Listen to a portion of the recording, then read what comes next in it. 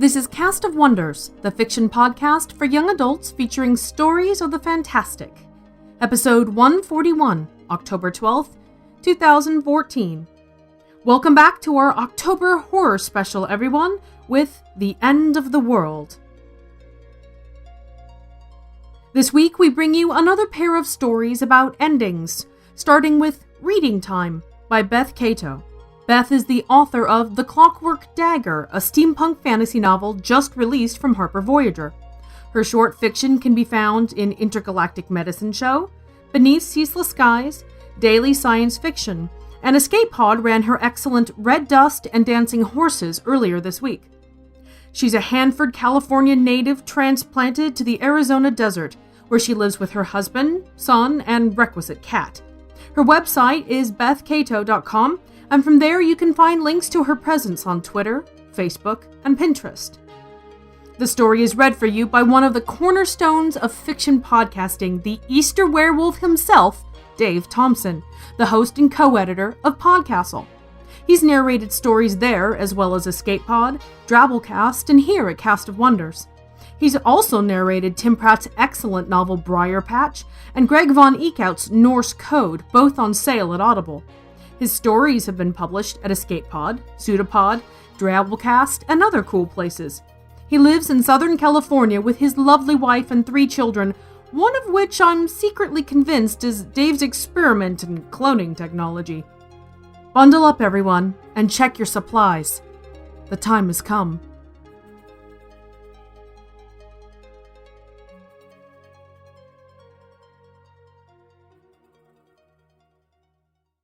Reading Time by Beth Cato, originally published at Daily Science Fiction.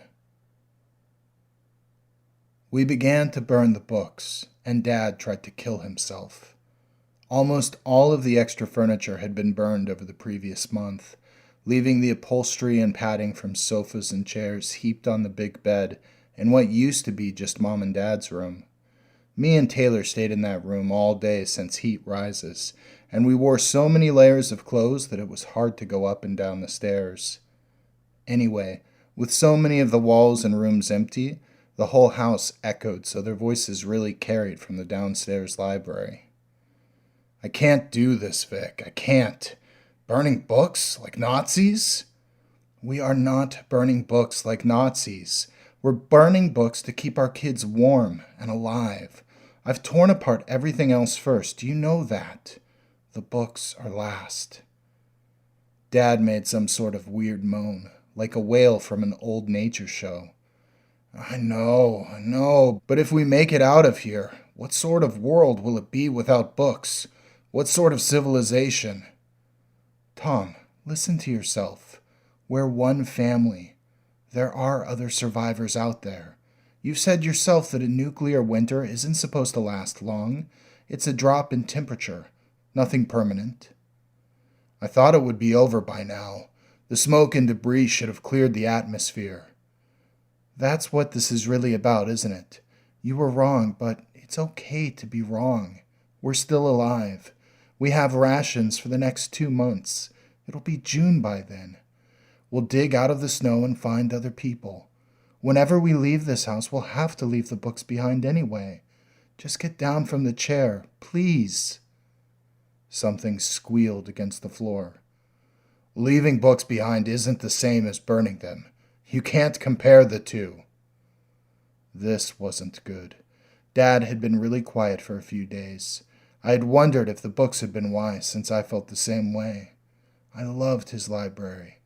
Thousands and thousands of books, some of them really old. It made me feel sick, tossing that first book on the fire, but I refused to throw up. Food was too precious. Taylor's body was a warm lump beside my leg. He whimpered in his sleep as I edged away from him, my shoes thudding on the floor. Mom and Dad normally would have heard that and stopped talking, but not this time. I waddled down the hall and towards my old room. Like candle smoke, the sound of their voices drifted up the staircase. We need you, Tom. Please. If you didn't have me, you'd have more food. You'd last longer. Taylor could eat more. A kid of 6 shouldn't be that skinny, even with all those clothes on. Any of my stuff that could be burned already had been. The shelves, the bed, all that was gone.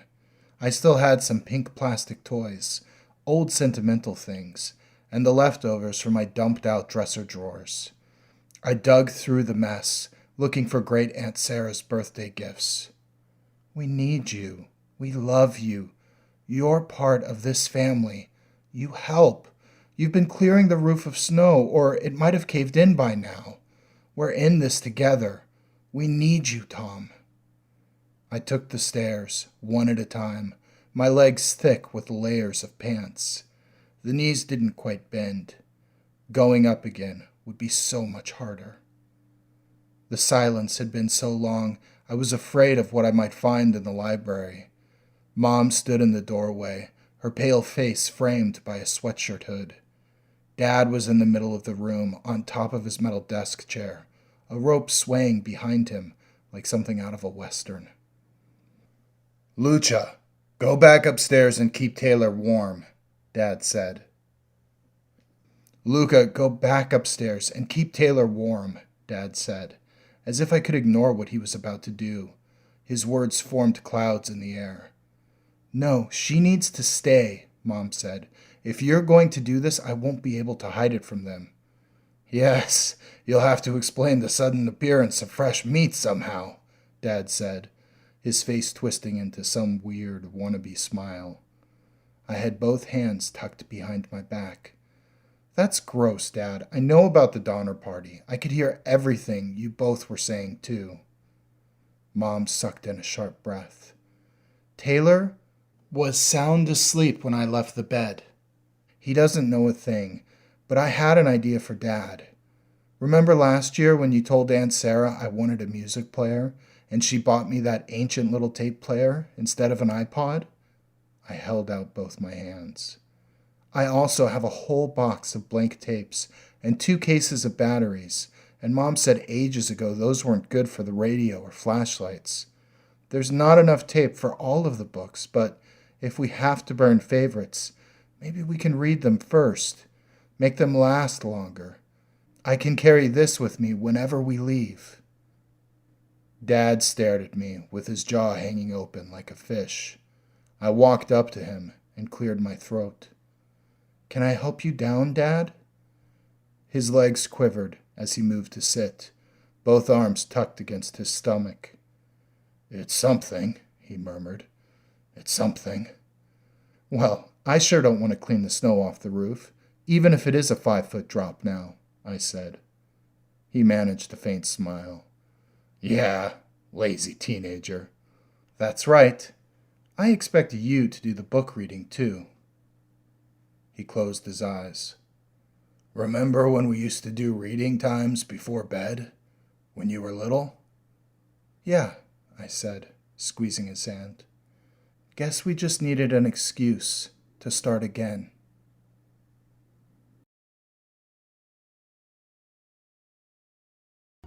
Beth told us it was important to her that the story be told from the viewpoint of a teenage girl. It's an age where you simply aren't respected. Here, the protagonist's opinion matters. She's saving what's left of their world. Post-apocalyptic fiction is a popular genre at the moment, ranging from the humorous Zombieland to quieter contemplations like This Quiet Earth, or the more recent How I Live Now. Topics range from the dead rising to pandemics to crop failure, as seems to be the case with the upcoming movie Interstellar. Sometimes the cause is smaller and much less assuming. Remember what I said last week about the bug spray? Consider yourself warned. Our final story this episode is A House in the Forest by Sean Bailey. Sean sent me a pair of biographies to work from, for he says, like Hannibal, he's incapable of turning that gaze inward.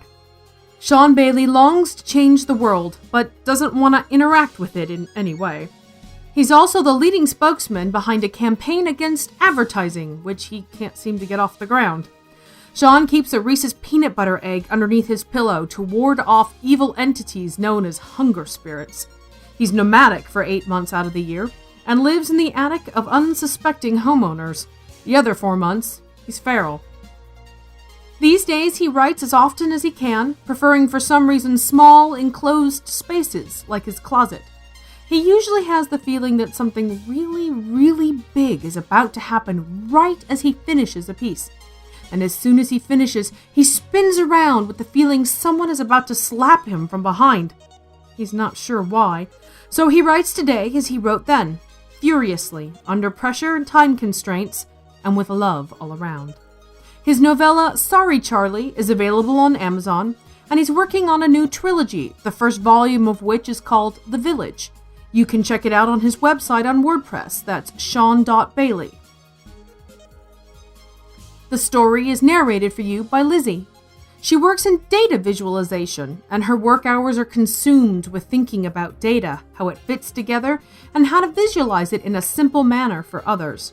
To escape this, she is a keen gamer, writer, and reader, vanishing off into fantasy worlds for hours at a time. She currently lives with her husband and dreams of a time when they might have space to own a dog or cat.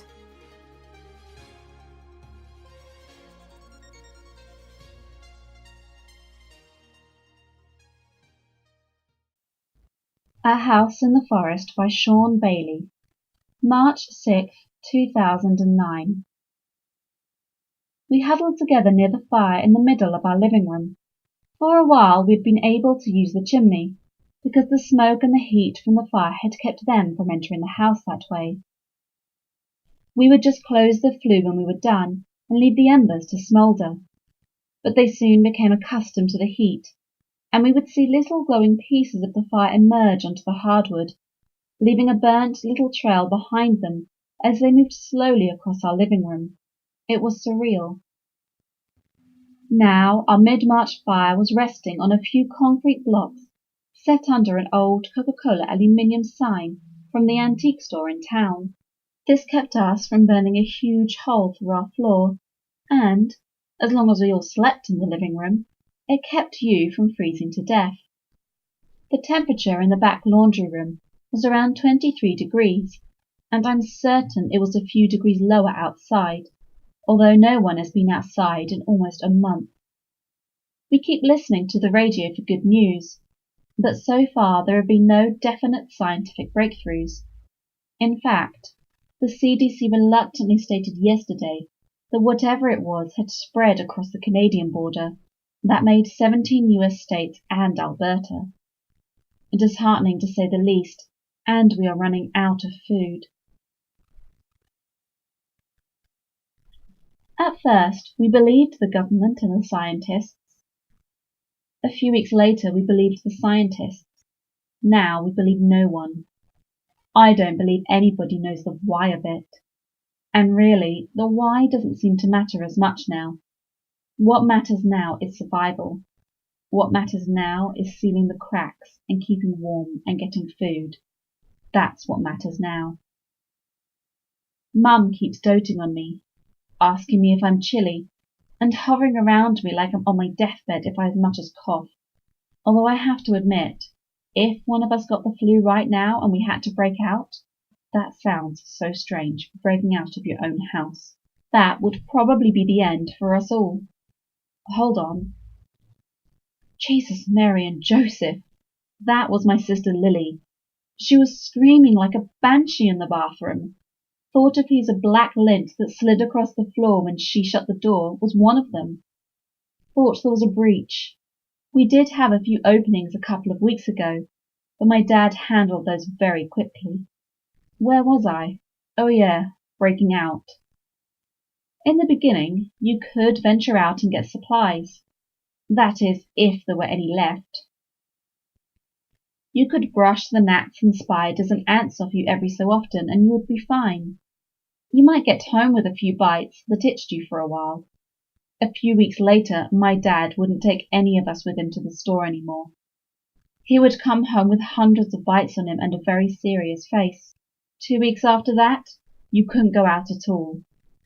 After that, although we didn't know it then, we only had 2 weeks of electricity left. We watched the TV every day for those 2 weeks and followed the news like we were at war. And I guess you could say that we were. We had been attacked on our own soil by things we stepped over and passed by every day. The TV had shown one very disturbing video from Los Alamos, the epicenter for this outbreak. It was security camera footage of a couple who made a run for their car in the middle of the day. The newsman said that they had only run 20 yards before they entered the field of view of the camera. They were already flailing their arms wildly and stumbling. They were both covered from head to foot in a suit of squirming blackness, a swarm of wasps and other flying insects forming mini tornadoes around them as they fell. The woman tried to scream, and you could see the blackness enter into her mouth, cutting her scream short. It was horrible. And there were some reports that the disease, or whatever it was these things had, was spreading up the food chain to the larger animals like rats. That would be the end all for sure. The first time me and my sister saw it with our own 2 eyes was with our parents. We had been following the whole thing on TV for weeks, watching it spread towards Wyoming like a California wildfire. Then my dad called us into the kitchen. He had a jar with a big black widow in it, and 2 more jars, one filled with rubbing alcohol, and the other with a small rat he had bought at the pet store. He pulled a large cleaver from the kitchen drawer and laid it on the counter. Then he unscrewed both of the other jars and set the lids in the sink. Then he told us to back up, and unscrewed the lid to the mason jar with the black widow inside. He tipped it slightly, and the widow slid out onto the counter. He quickly laid the flat blade of the cleaver over the spider, and slammed his big fist down on it really hard. He carefully lifted up the cleaver, and we all saw a dead spider. Legs spread in all directions. My little sister looked intently at it, and caught on to something me and Mum hadn't yet. "It ain't squished," she said. We took a better look, and sure enough, its little black bulb with the red dots wasn't squished at all. Then a leg twitched, and both me and my sister screamed. And then all the legs were scrambling, and my dad lowered the cleaver again. This time he scooped up the widow and slid it into the alcohol. I had done this in biology lab at school. You grab a handful of pine and leaves and put a heat lamp over it. It drives the bugs down into a funnel, and they fall into the alcohol. The alcohol kills them quickly, but we all knew already that this wouldn't happen here. The widow came to and flailed for a good long while, before my dad poured the mix into the sink and we all backed up without being told, when the widow crawled from the sink. Smash! He crushed it again, scooped it up and slid it into the jar with the rat. The rat must have been starving, because it immediately began eating the spider. It pulled and pulled as it tried to tear a leg off it or rip into it. It couldn't, so it ended up chewing it to the best it could and swallowed it whole. We waited and watched. Then the little rat started acting funny and taking short little jumps around the jar. Within a couple of minutes, the rat looked like it was having seizures, and my dad screwed the top on the jar and told us not to go outside without him. We didn't. So you can see why, if it was to catch with rats, like it caught with insects and spiders, it would be the end. March 27th, 2009. The batteries in the radio ran out 10 days ago, and we have no word on anything. And to make things worse, they were talking about having a cure or something, and doing some localized tests or something to see if it would work. That was awesome news, and just in time. People were losing hope everywhere. The spread had covered another 15 states and showed no signs of stopping. And the migrations. So many people trying to leave the country or move to the coast. But the other countries stopped taking us after just one report of an outbreak in Australia. And the overpopulations on the coast were causing all kinds of problems. Not a place to be right now. Almost makes me glad we're trapped up here in the mountains, instead of down in the cities with all the crazies. It's night now. I know this not because of the sun, which I haven't seen in 2 months, but because of the temperature drop. Our windows have been boarded and sealed with caulk for some time now. No cracks anywhere. We have to get fresh air through a rig that my dad built. a screened pipe connected to the dryer vent. He turns the gas generator on for a few minutes and uses the air hose to blast the bugs out of the screen, and uses a fan to pull in some clean air. Even so, some smaller ones get in, and we spend some time hammering them and collecting them into the jar where they can't get out. Me and my sister huddle by the fire while I write all this down in my journal. We listen to our parents arguing for hours in their bedroom.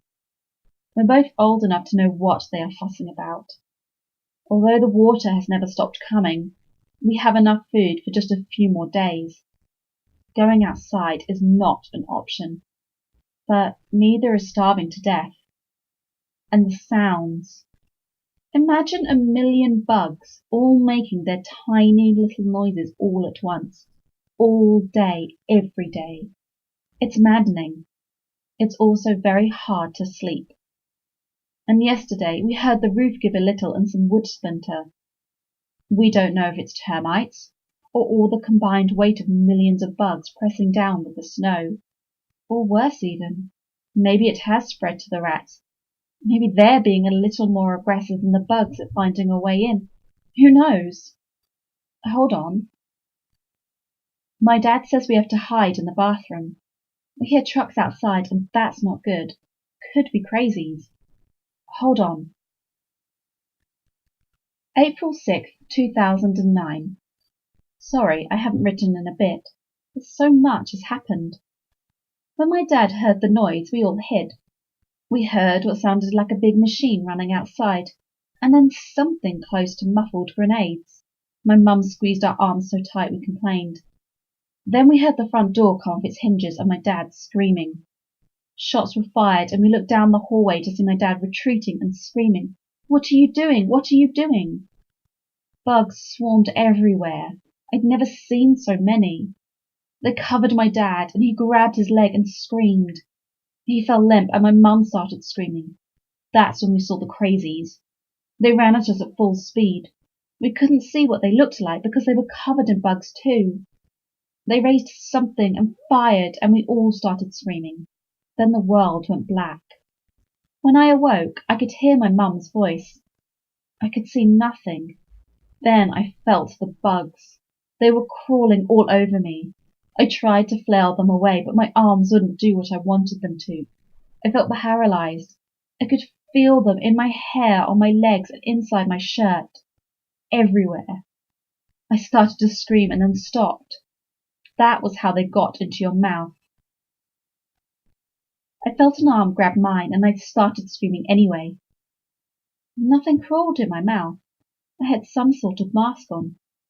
Calm down, calm down. Can you hear me? Yes. What is happening? I asked. That's when I found out that the crazies were military men. They had darted us with a special chemical that was like what they had originally tested on the bugs in Los Alamos. Only this was engineered for humans. I had felt something moving in my stomach. They told me that a few always got inside you before they could get the special masks on. They said that the acids in my stomach would eat through the bugs quickly once the chemicals kicked in.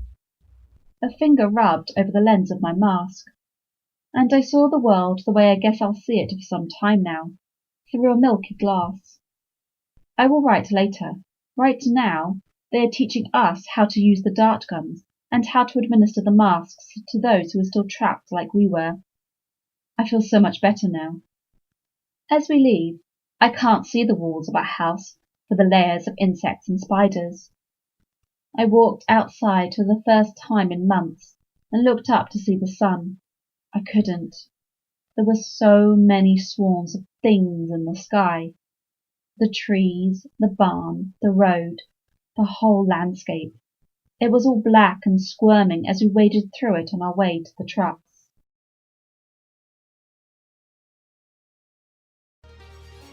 Sean says the scene that sticks with him from this story is the little bug smoldering its way across the floorboards of the house. Although it's not Lovecraftian horror, he believes there is terror in what would really happen if all those tiny pieces of the ecosystem didn't have short lifespans and were nearly impossible to kill. A couple thousand brown recluses swarming over your house would be just as terrifying as any dude with tentacles. We'll see, Sean. We'll see. Join us next week for Marrow by Maeve Skye. If you've enjoyed the story, please lend a hand in supporting Podcast Fiction by leaving us a review on iTunes or our Facebook page, and share the episode with others. You can find us on Twitter too. We're at Cast of Wonders. And please consider making a donation to Cast of Wonders. We have PayPal links available for you on our site.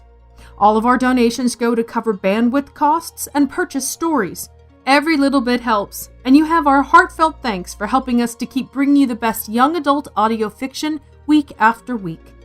Cast of Wonders is a production of Wolfsbane Publishing and is brought to you by the creative team of Barry J. Northern, our publisher and artist.